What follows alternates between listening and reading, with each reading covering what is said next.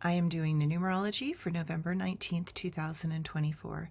If you add all those numbers together, you get the number 20, and if you add the 2 and the 0 together, you get the number 2.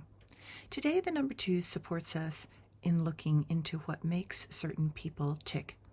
What is clear is that we never really understand anyone completely because we have not walked in their shoes or experienced the challenges, wounding, or the good things in their life.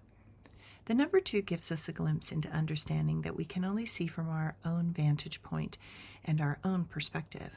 We analyze the choices and decisions of others based on our own predilections, so inevitably we are going to get it wrong. People are a panoply of emotions, confusing thoughts and actions. It is impossible to actually know anyone completely.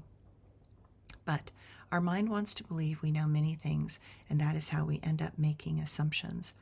Often we want others to do what we want, but that is illogical, as Spock would say. The number 2 is a number that asks, is it actually true? Is that assumption that you thought you really knew really logical?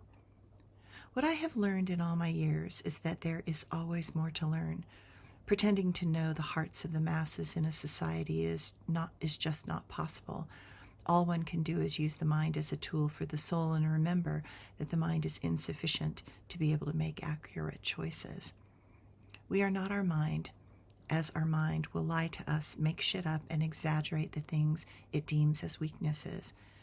Today is a day to be wary of the thoughts and beliefs that arise as absolutes. Believing you know and have all the answers is a sure sign that you are not open to having new or conflicting information come into the system. Living only from the mind is a very boring and limiting place to be because the mind exists in the domain of right and wrong. When we recognize the limitation of our thoughts, we learn to open to a place where the mind embraces growth, new things, and the processes of unlimited expansion that is our intended journey in this limited reality in which we live. Remember, there is always more than what the mind believes it knows. Thanks, everyone.